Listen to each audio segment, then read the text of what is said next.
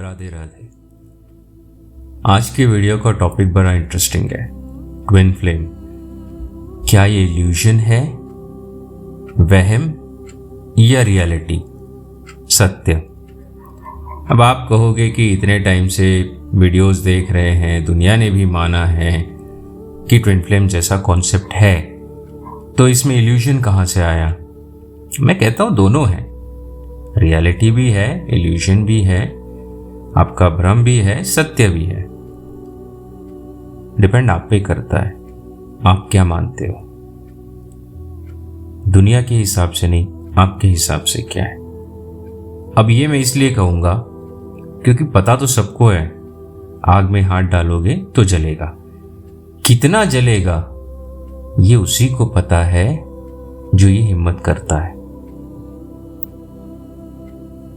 अब इसके दो उदाहरण लेते हैं, क्योंकि हम हमेशा शिव शक्ति और राधा कृष्ण की बात करते हैं। आज के वीडियो में जो आंसर्स या जो कोई गाइडेंस या जो भी मुझसे यूनिवर्स बुलवाना चाहते हैं वो सारा स्पिरिचुअलिटी से रिलेटेड है, क्योंकि ये स्पिरिचुअल जर्नी है।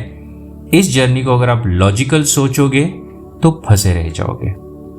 ये जर्नी कहीं पे भी लॉजिक के तराजू में नहीं आती। इसमें बड़ी अजीबोगरीब चीजें होती, अजीबोगरीब किस्से होते हैं। एक किस्सा सुनाता हूं। विष्णु जी और लक्ष्मी जी अलग हुए थे, उनके बीच में झगड़ा हुआ था। खैर विष्णु जी तो शांत इंसान है, वो झगड़ा नहीं करते, पर लक्ष्मी जी रूठ के आ गई थी कोल्हापुर, विष्णु जी रह गए बालाजी में। उसके बाद से जब भी विष्णु जी के अवतार हुए हैं, चाहे वो राम जी के साथ सीता माता का हो, कृष्ण जी के साथ राधा जी का हो, ये कभी यूनियन में नहीं आए। लेकिन जब यूनियन में नहीं आए तो बार बार ये जन्म लेते रहे पृथ्वी पे। और ऐसे नहीं कि अकेले आ रहे हैं, अपने फेमिनिन को लेके आ रहे हैं। कलयुग में भी आएंगे, अपने फेमिनिन को लेके आएंगे, क्योंकि मैस्कुलिन बिना फेमिनिन के चल नहीं सकता, वैसे ही बिना फेमिनिन बिना मैस्कुलिन के चल नहीं सकते। ये धरती और आसमान के बिना जैसे हैं, एक दूसरे के साथ नहीं तो एक दूसरे से अलग भी नहीं। अब इसी का थोड़ा एक विपरीत लेते हैं, शिव पार्वती। शिव एक ऊर्जा पुरुष, उसे प्रकृति बनी।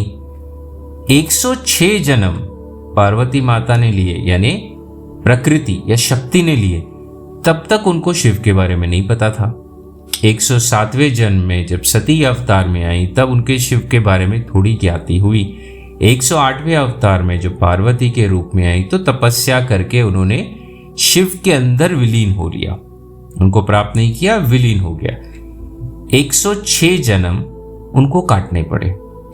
लेकिन जब एक हो गए तो उसके बाद ना शिव अकेले अवतरित हुए ना पार्वती। पार्वती माता ने जन्म लिया पृथ्वी पे, शिव जी ब्रह्मलोक, शिवलोक, इनका मिलन हुआ। और दूसरी तरफ विष्णु जी और लक्ष्मी जी इसी पृथ्वी पे मनुष्य रूप में अलग अलग युगों में जन्म लेते हैं। अलग अलग युगों में एक साथ नहीं हो पाते तो वापस जन्म लेते हैं। कहने का मतलब ट्विन फ्लेम जब एक बार एक हो जाते हैं, उनको वापस आने की जरूरत नहीं पड़ती, या आते भी हैं तो जन्मों बाद आते हैं। लेकिन अगर एक नहीं हुए तो अब बार बार आते रहते हो। अब ये मैं आपको क्यों बता रहा हूं, क्योंकि कभी कभी हमें ऐसा लगता है, सवाल आता है, क्या ये वाकई में हमारे ट्विन थे? क्या कर्मा था? ये क्यों आता है? हम अक्सर देखते हैं कि काफी टाइम निकल गया, मुझे भी खैर 3 साल हो गए, तो एक दिमाग में ख्याल जरूर आता है, जहन में ख्याल जरूर आता है कि हम यहाँ हैं और हमारे ट्विन पता नहीं कहाँ है, किसके साथ है, क्या कर रहे हैं। फिर हम थोड़ा सा अपने आप को बहला लेते हैं कि भाई उनके कर्मा है और शायद हमारे भी कर्मा है जो हमको अलग रह के काटने हैं। बात तो सही है, लेकिन हमको मिला है इंसानी शरीर। ऊपर से शरीर का सबसे ऊपरी हिस्सा जो है दिमाग, ये लॉजिक पे चलता है। बचपन से हमको लॉजिक ही सिखाया गया है। बचपन में किसी ने नहीं सिखाया एनर्जी क्या होती है, यूनिवर्स क्या होती है, कैसे दिखते हैं, ये सब किसी ने नहीं बताया। हमको सिखाया है लॉजिकल कलर। इंद्रधनुष, रेनबो आकाश में दिखता है, इसके 7 कलर होता है, लेकिन किसी ने ये नहीं बोला हमारे अंदर के चक्रा के भी वही कलर है। हमको सब लॉजिकल सिखाया गया। तो अब जो चीजें दिखती नहीं उसे महसूस करने में और उसको एक्सेप्ट करने में थोड़ा टाइम तो लगेगा। टाइम की ये परिभाषा होती है कि ये कभी रुकता नहीं। ये उस नदी की तरह है जो बहता है, आप उसको रोकने की कोशिश भी करो तब भी नहीं रुकेगा। तो ये ट्विन फ्लेम नामक चिड़िया का मसला क्या है? ट्विन फ्लेम नामक चिड़िया का एक मसला ये है कि फेमिनिन जो होती है वो अपने मैस्कुलिन से अलग होने के बाद इनकम्प्लीट फील करती है। लॉजिकली देखा जाए सही है, क्योंकि लॉजिकल माइंड ये कहता है कि जो हमारे साथ है वो हमें कंप्लीट करता है। अब जो हमारे साथ है नहीं तो कुछ रह गया। अब आप ये सोचो, जब आप मिठाई बनाते हो उसमें चीनी डालते हो, चीनी दिखती तो है नहीं लेकिन मिठास देती है। वैसी ही ये ट्विन फ्लेम की एनर्जी होती है, दिखती नहीं है, होती है। बट हम लॉजिकल माइंड से सोचते हैं भाई सेपरेट है, ठीक है। ये सेपरेशन में अगर आप ध्यान दो तो जिस दिन से आपका सेपरेशन हुआ, पहले बात तो ये पहले एक्सेप्ट करना जरूरी है कि सेपरेशन एक वरदान था। सुनने में बड़ा अजीब लगेगा, पर आप पीछे जाके सोचना, अगर सेपरेट नहीं हुए होते तो आज आप कहाँ होते। तो एक तरह से देखा जाए अंग्रेजी में हम कहते हैं ब्लेसिंग इन डिस्गाइज। ये कहीं ना कहीं वरदान था। नहीं होते तो आज आप यहाँ नहीं होते। फिर आप बोलोगे यहाँ होके फायदा क्या, रोना धोना ये सब चला। उस पड़ाव में और इस पड़ाव में आप अपनी ग्रोथ देखो, अब कहाँ तक निकल आए बिना किसी सहारे के। कोई नहीं था, यूनिवर्स ने एक माध्यम भेजा होगा, कुछ टाइम के लिए आपके साथ रहेगा, आपको गाइड करेगा, आपसे बातें करेगा, निकल जाएगा, आप वहीं हो। तो हम ये कहते हैं ट्विन फ्लेम सबसे पहले तो अपने कार्मिक पैटर्न को ब्रेक करते हैं। इसके पहले भी आपके रिलेशंस हुए होंगे, कुछ टाइम के लिए रुके होंगे, उसके बाद फिर आप आगे बढ़ें। अगर आप मैरिड हो तो मैरिड रिलेशन हुए होंगे, लेकिन ये रिलेशनशिप के बाद आप रुक जाते हो तो आप एक पैटर्न को ब्रेक करते हो। अगर ये चलता रहता, खुशी मिलती, सुकून नहीं मिलता, पहली बात। दूसरा, जिस दिन आप समझ लोगे भाई ये सेपरेशन वरदान था, तब आप आगे बढ़ोगे। दूसरी बात, ये सेपरेशन आपको खुद से मिलाने के लिए था, किसी और को मत ढूंढो खुद में। सच बात यही है, किसी और को मत ढूंढो। आप जहां हो सही हो।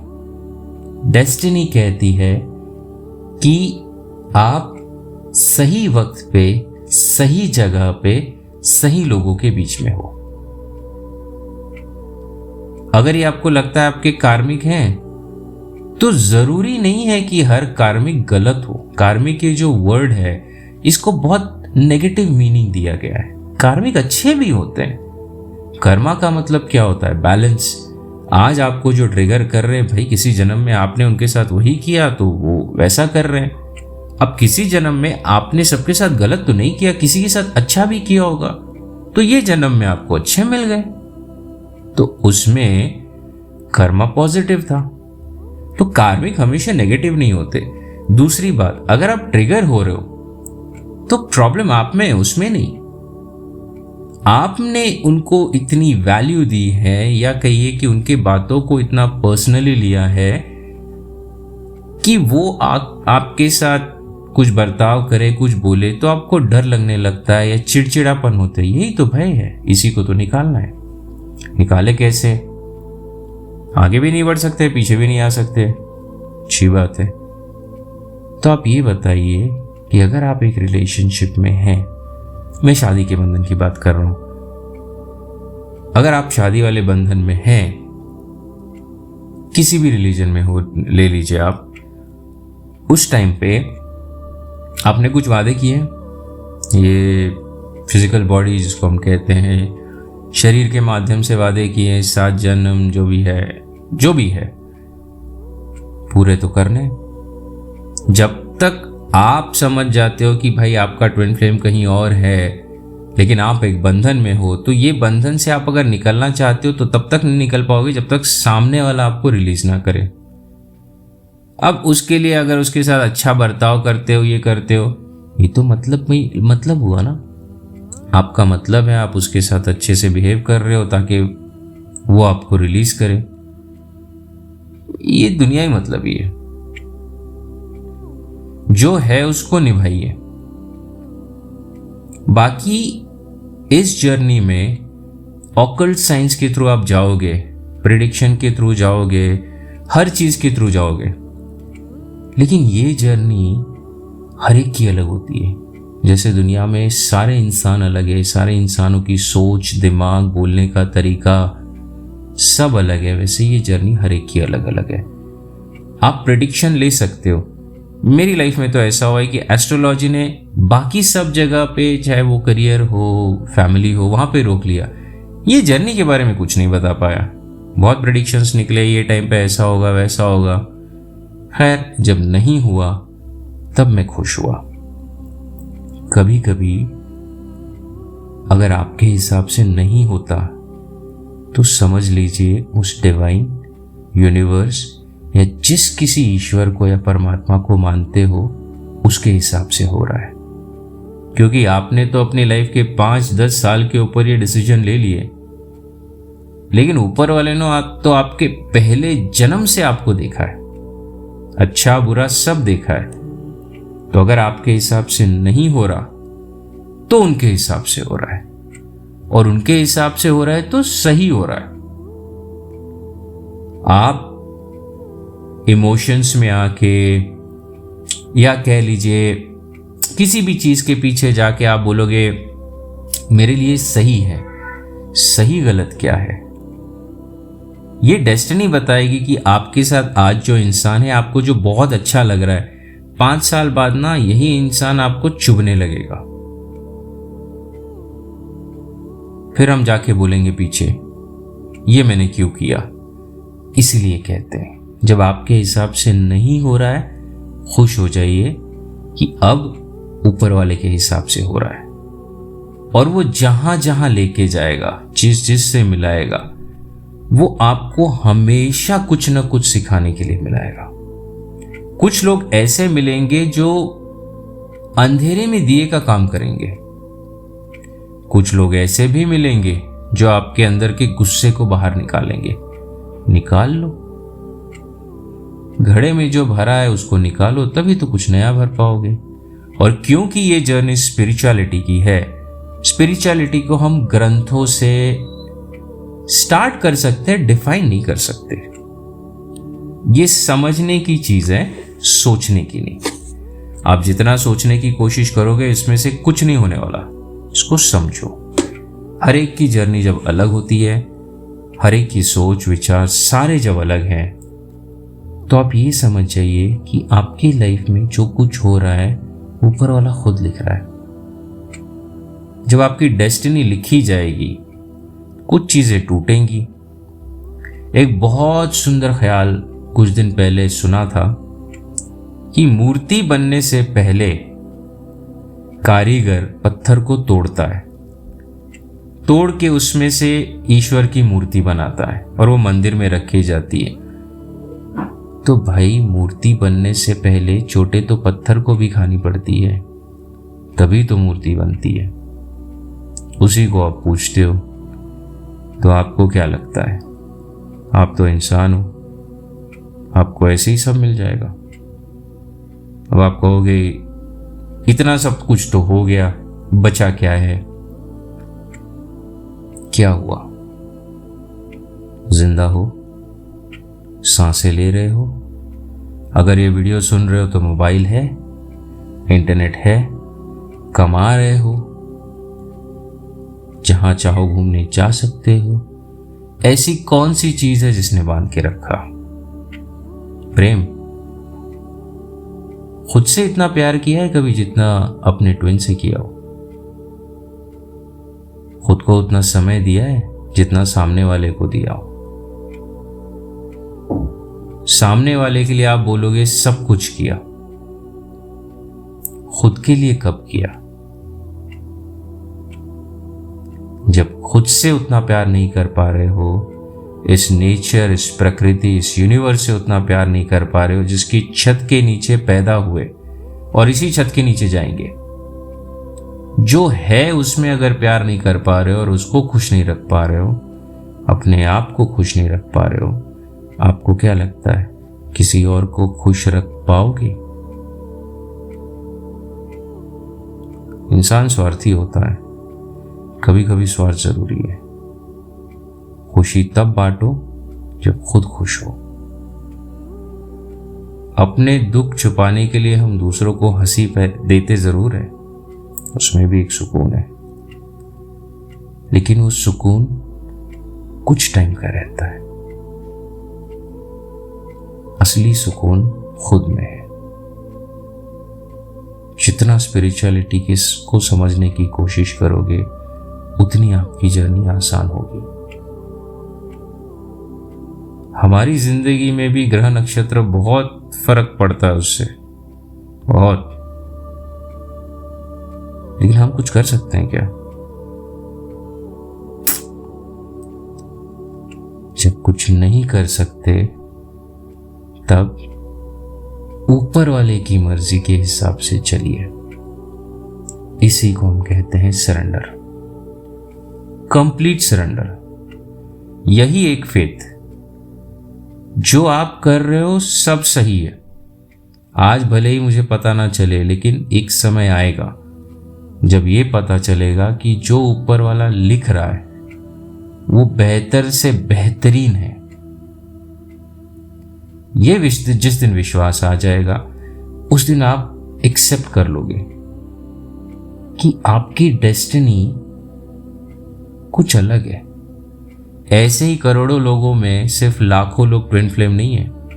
आज हम ये कहते हैं ये शिव शक्ति की जर्नी है, राधा कृष्ण की जर्नी है, हमको इंटरनल बैलेंस करना है, सब करना है। बिल्कुल सही, सुनने में बहुत अच्छा लगता है। उनको बोलो सीट एक्सचेंज करते, आप इधर आओ हम वहां जाते, अब करो बैलेंस। दूर बैठ के तमाशा मत देखो, वो जिस पे बीतती है ना उसी को पता होता है। इतनी आसानी से अगर बैलेंस हो जाता तो आपको क्या लगता है ये चंद लाखों लोग ही ट्विन फ्लेम होते? जो करोड़ों लोग बैठे हैं उनमें ये बुद्धि अकल क्यों नहीं आ रही? ये अपने आप को इतना बैलेंस क्यों नहीं कर रहे? चलो ये छोड़ो, ट्विन फ्लेम की मोस्टली अवेकनिंग 2024 के एंड से हुई है। 2025 के बाद देखना बहुत शांत हो गए। क्यों? सब कुछ मैटर करता है, लेकिन ये चीज समझ में नहीं आती कि इस जर्नी के अंदर जो है वो इस जर्नी को जितने अच्छे से समझ सकते उतने बाहर वाले नहीं समझ सकते। That's okay, it's okay.